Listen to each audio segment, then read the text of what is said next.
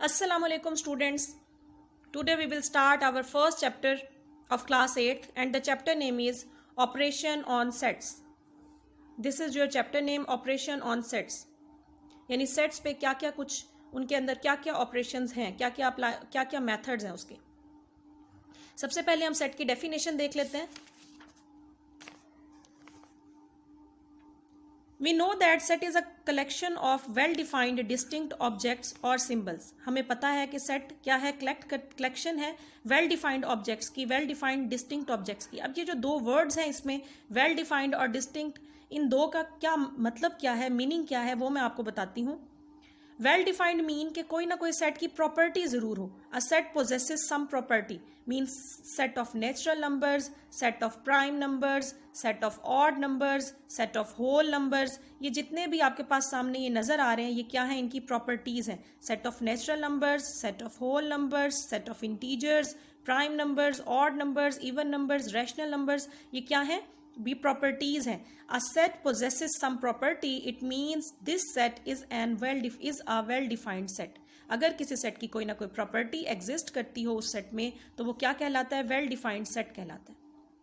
And second word is distinct. Distinct का मतलब क्या है कि सेट में कोई भी एलिमेंट रिपीट ना हो, नो रेपिटेशन। अब इसमें देखें, कोई भी एलिमेंट आपको रिपीटेड फॉर्म में नजर नहीं आएगा। कोई भी एलिमेंट रिपीट ना हो तो वो क्या कहलाता है, डिस्टिंक्ट। तो सेट बनता ही तब है जब वो वेल डिफाइंड हो, यानी उसकी कोई ना कोई प्रॉपर्टी हो, और वो डिस्टिंक्ट हो, यानी उसमें कोई भी एलिमेंट रिपीट ना हो रहा हो, कोई भी ऑब्जेक्ट उसका रिपीट ना हो रहा हो। The objects are called the members और एलिमेंट्स। ऑब्जेक्ट्स को क्या कहलाते हैं, कहते हैं मेंबर्स या एलिमेंट्स। अब ये मेंबर्स हैं और एलिमेंट्स हैं। 1 2 3 ये मेंबर्स हैं इस सेट के, नेचुरल नंबर्स के सेट के। 0 1 2 अप टू सो ऑन, ये सारे क्या हैं, एलिमेंट्स हैं। W set of whole numbers के। इसी तरीके से बाकी। आई थिंक सेट की डेफिनेशन आपको क्लियर हो गई होगी। अब हम देखते हैं second definition which is proper subset. If A and B are two sets and every element of set A is also an element of set B.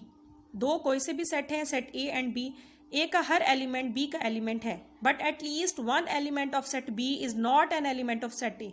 लेकिन बी का कम अज कम, एटलीस्ट वन, कम अज कम एक एलिमेंट ऐसा है जो सेट ए में present नहीं है, तो वो क्या कहलाएगा, then set A is called the proper subset of B. तब हम कहेंगे कि सेट ए सेट बी का प्रॉपर सबसेट है।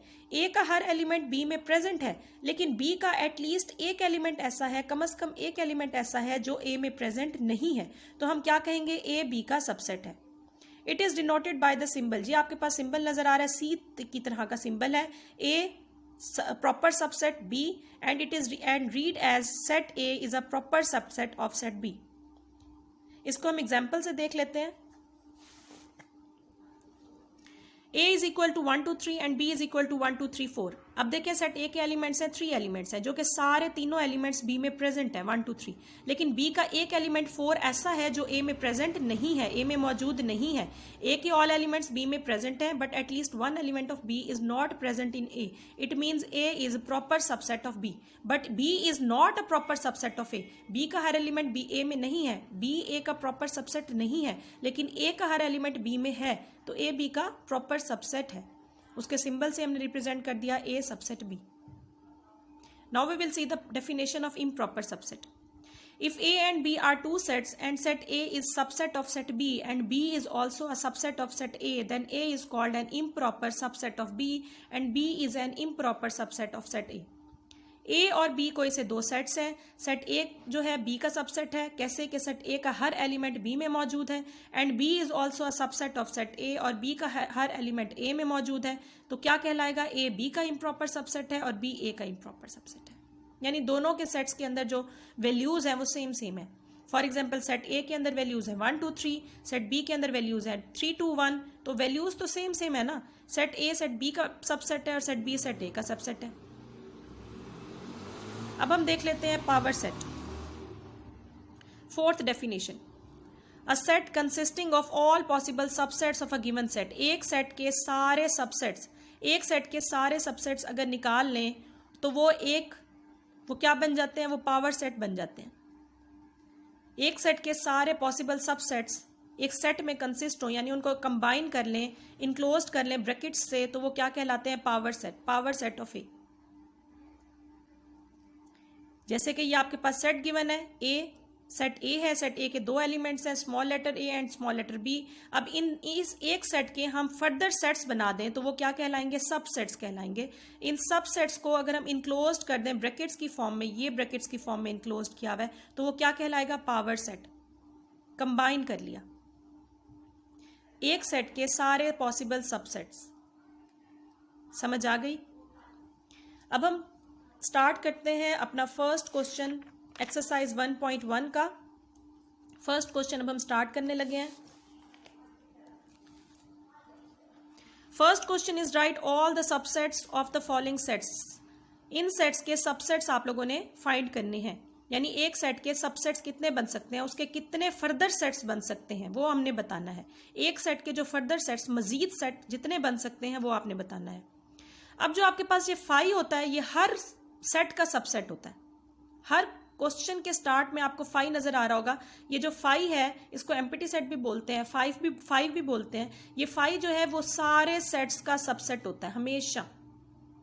तो ये जो फर्स्ट क्वेश्चन है ये तो है ही एम्प्टी, तो इसका फर्स्ट फाई तो क्योंकि सबका सबसेट है, इसीलिए इसका सबसेट सिर्फ फाई ही बनेगा। इसमें कोई भी एलिमेंट नहीं है क्वेश्चन में, तो हम इसका फर्दर सबसेट बना ही नहीं सकते।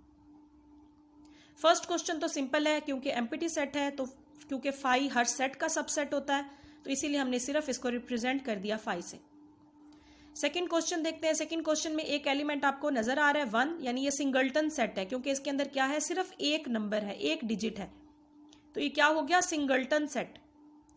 क्योंकि फाई हर सेट का सबसेट होता है, इसीलिए फर्स्ट तो आ गया फाई, और सेकंड स्टेप पे क्या आ गया? वही एक ही एलिमेंट जो है उस सेट में प्रेजेंट।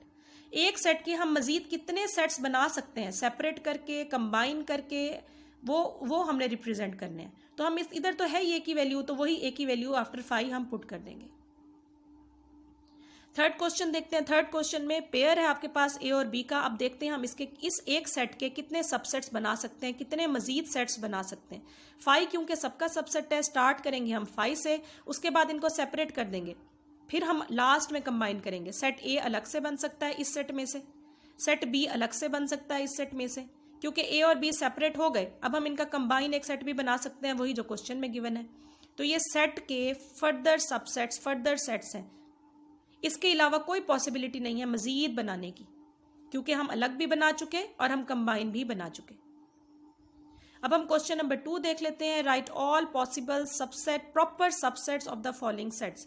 इन सेट्स के प्रॉपर सबसेट्स निकालने हैं। प्रॉपर सबसेट्स की डेफिनेशन अभी आपको मैंने बता चुकी हूं इसी वीडियो में। प्रॉपर सबसेट्स क्या होते हैं? एक ऐसा सेट, दो सेट्स, अगर ए के हर एलिमेंट बी में प्रेजेंट है लेकिन बी का कोई ऐसा एलिमेंट, एक कम से कम एक ऐसा एलिमेंट है जो ए में नहीं है, तो वो प्रॉपर सबसेट कहलाएगा ए बी का।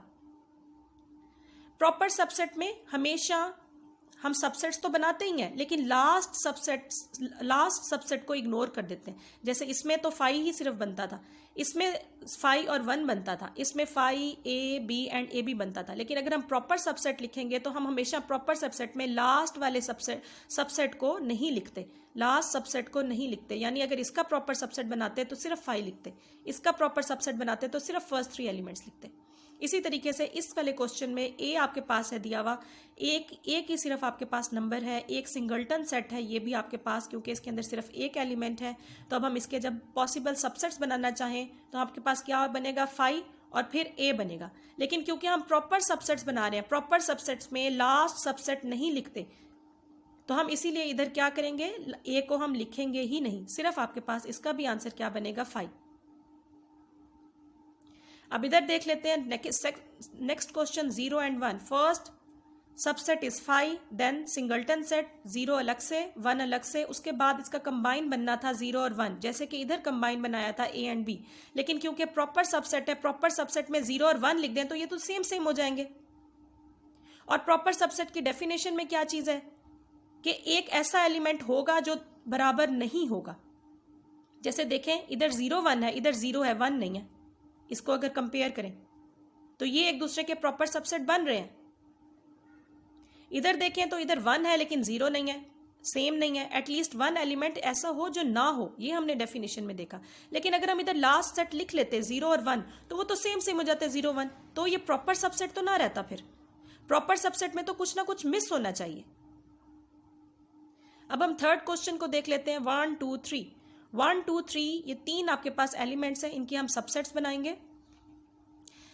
सबसे पहले तो 5 है, 5 तो सबका सबसेट होता है, 5 आ गया। फिर हम सेपरेट कर देंगे, 1 अलग से, 2 अलग से, 3 अलग से। उसके बाद पेयर बना लेंगे, 1 का पेयर 3 के साथ, 1 का पेयर 2 के साथ, 1 का पेयर 3 के साथ। ये आपके पास 2 पेयर्स वाली फॉर्म आ गई। 1 की हो गई कंप्लीट पेयरिंग, 1 की 2 से कर ली, 1 की 3 से कर ली, 1 की पेयरिंग कंप्लीट हो गई। आफ्टर 1 वी हैव 2 का पेयर किससे बनाएंगे? 3 के साथ। ये सारे पेयर्स आपके पास कंप्लीट हो गए, सिंगलटन सेट भी बन गए, पेयर वाइज भी आपके पास सेट बन गए। लास्ट सेट आपके पास क्या होना चाहिए था? 1 2 3, क्योंकि ओरिजिनल सेट भी हम हमेशा लिखते हैं जैसे कि पिछले क्वेश्चंस में हमने लिखा। लेकिन क्योंकि ये प्रॉपर सबसेट है, प्रॉपर सबसेट में लास्ट सेट नहीं लिखते। क्यों नहीं लिखते? रीजन मैं बता चुकी हूँ। 1 2 3 लिखेंगे तो वो ओरिजिनल क्वेश्चन के इक्वल हो जाएगा, इसीलिए वो प्रॉपर सबसेट नहीं रहेगा। ये सब प्रॉपर सबसेट है क्योंकि इधर 1 है, 2 3 प्रेजेंट नहीं है, इधर 2 है, 1 3 प्रेजेंट नहीं है, इधर 3 है, 1 और 2 मौजूद नहीं है, इधर 1 और 2 है, इस सेट में 3 मौजूद नहीं है, 1 और 3 है, 2 मौजूद नहीं है, 2 और 3 है, 1 मौजूद नहीं है। ये सारे प्रॉपर सबसेट है क्योंकि कोई ना कोई ऐसा एलिमेंट है जो क्वेश्चन से मैच नहीं होता।